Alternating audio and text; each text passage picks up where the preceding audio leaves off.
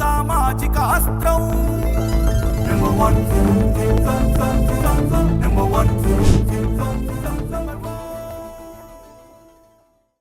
Welcome to number 1 news. నేను నందిని. చింత చచ్చినా పులుపు చావలేదన్నట్లుగా ఉంది పాకిస్తాన్ వైఖరి. ఎప్పటికప్పుడు ఎక్కడికక్కడ చావు దెబ్బ తింటున్నప్పటికీ పాకిస్తాన్కు బుద్ధి రావడం లేదు.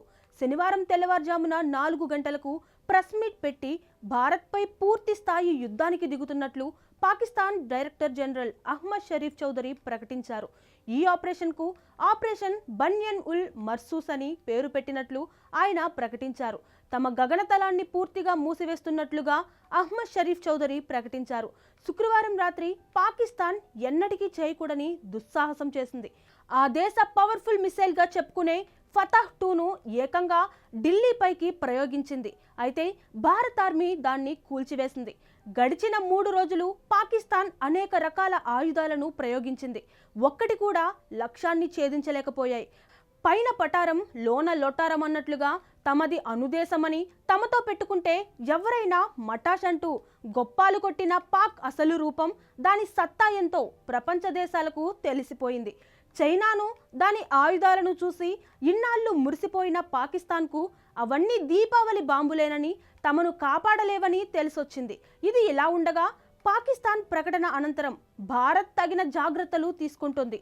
ఉత్తర పశ్చిమ భారతంలోని 32 ఎయిర్పోర్టులను ఈ నెల 15వ తేదీ వరకు మూసివేస్తున్నట్లు ప్రకటించింది. అలంపూర్, అంబాలా, అమృత్సర్, అవంతిపూర్, బటిండా, హల్వారా, హిండన్, జమ్మూ, చండీగఢ్, భుజ్, బికనీర్, జామ్నగర్, కండ్లా, కంగ్రా, కిషాన్గఢ్, కులు మనాలి, జైసల్మేర్, జోధ్పూర్, లుధియానా, రాజ్కోట్, సిమ్లా, శ్రీనగర్ ఎయిర్పోర్టులను మూసివేస్తున్నట్లు పాకిస్తాన్ పూర్తి స్థాయి యుద్ధం ప్రకటించడంతో భారత్ అందుకు తగిన విధంగా చర్యలు చేపడుతుంది. ఇండియాను దెబ్బతీయాలని అనుకుంటున్న ప్రతిసారి పాకిస్తాన్కు ఎదురు దెబ్బ తగులుతోంది. ఇండియాపై పాక్ ప్రయోగిస్తున్న మిసైల్స్, డ్రోన్లు తుస్సుమంటున్నాయి. భారత సైన్యం వాటిని గాల్లోనే పేల్చిపడేస్తోంది. ఆపరేషన్ సింధూర్ తర్వాతి నుంచి ఇప్పటి వరకు పదుల సంఖ్యలో మిసైల్స్, డ్రోన్లను ఆర్మీ ధ్వంసం చేసింది. తాజాగా పాకిస్తాన్కు చెందిన పవర్ఫుల్ మిసైల్స్ ఫతహ్ 2ను భారత ఆర్మీ కూల్చివేసింది. శనివారం ఉదయం హర్యానాలోని సిర్సాలో ఫతహ్ తుస్సుమంది. పాపం పాకిస్తాన్ పరిస్థితి విలన్కు ఎక్కువ, కమిడియన్కు తక్కువగా తయారయ్యింది. ఫతహ్ 2 మిసైల్ అధునాతనమైన టెక్నాలజీతో తయారు చేసింది. ఇది 400 కిలోమీటర్ల రేంజ్తో టార్గెట్ చేయగలదు. అది కూడా పిన్ పాయింట్ ఖచ్చితత్వంతో శత్రు రాజ్యాలను ధ్వంసం చేయగలదు. ఈ మిసైల్లో ఏకంగా 350 కేజీల మందుగుండు సామాగ్రిని నింపొచ్చు. ఇక ఇండియన్ ఎయిర్ బేస్లను టార్గెట్ చేస్తూ పాకిస్తాన్ మిసైల్స్ను వదులుతోంది. అయితే పాకిస్తాన్ను మించి భారత్ దగ్గర అత్యాధునిక టెక్నాలజీ ఉంది. ఆ టెక్నాలజీతో శత్రువుల మిసైల్స్, డ్రోన్లను గుర్తించి వాటిని గాల్లోనే ధ్వంసం చేస్తుంది. భారత్ వరుస దాడులతో బిత్తరపోయిన పాకిస్తాన్ తమ వైమానిక ప్రాంతాన్ని మూసివేస్తున్నట్లు ప్రకటించింది. శనివారం వేకువజాము 3:15 నుండి మధ్యాహ్నం 12 గంటల వరకు గగనతలం మూసివేస్తున్నట్లు పాకిస్తాన్ పౌర విమానయాన అధికారులు పేర్కొన్నారు.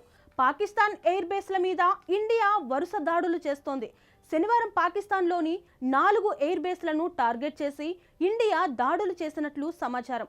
ఇస్లామాబాద్, రావల్పిండి, సియాల్కోట్, లాహోర్, పెషావర్లపై భారత ఆర్మీ డ్రోన్ల వర్షం కురిపిస్తోంది. పాకిస్తాన్ దేశానికి అత్యంత కీలకమైన ఎయిర్బోర్న్ వార్నింగ్ అండ్ కంట్రోల్ సిస్టమ్ను సైతం భారత్ కూల్చివేసింది. రాత్రి వేళ దాడి చేయడానికి పాక్ దీన్ని యాక్టివేట్ చేసింది. అది గుర్తించిన భారత్ పంజాబ్ ప్రావిన్స్లో దాన్ని కూల్చివేసింది. భారత్ కొడుతున్న దెబ్బకు పాకిస్తాన్ చుక్కలు చూస్తోంది. శత్రు విమానాలు, క్షిపణుల కదలికలపై నిఘా పెట్టి కీలక సమాచారం అందించే అవాక్స్ విమానాన్ని కూల్చివేయటం పాకిస్తాన్కు కోలుకోలేని దెబ్బ అని చెప్పొచ్చు. ఇదే కాదు, పాకిస్తాన్కు సంబంధించిన కీలక ఆయుధాలను భారత్ పేల్చిపడేస్తోంది. జమ్మూ కాశ్మీర్ పహల్గాంలోని బైసారన్ లోయలో జరిగిన ఉగ్రదాడి కారణంగా పాకిస్తాన్ భవిష్యత్తు అగమ్య గోచరంగా మారిపోయింది. భారత్ యుద్ధం ప్రకటించడంతో పాక్ చుక్కలు చూస్తోంది. పాకిస్తాన్ పరిస్థితి చూసి ఏ దేశం కూడా జాలి తలచడం లేదు. అగ్రరాజ్యం అమెరికా తాము యుద్ధం మధ్యలో కలుగజేసుకోమంటూ స్పష్టం చేసింది. ఇలా అన్ని రకాలుగా దెబ్బతింటున్న పాకిస్తాన్కు మరో షాక్ తగిలింది. G7 దేశాలు ఊహించని దెబ్బ కొట్టాయి. పహల్గాం ఉగ్రదాడిని తీవ్రంగా ఖండించాయి. పాకిస్తాన్ తీరును తప్పుబట్టాయి. America, Canada, Japan, France, Germany, Italy దేశాలు ఉమ్మడి ప్రకటన విడుదల చేశాయి. భారత్ పాక్ వార్ అప్డేట్స్ కోసం చూస్తూనే ఉండండి నెంబర్ 1 న్యూస్. సామాన్యుడి చేతిలో సామాజిక అస్త్రం.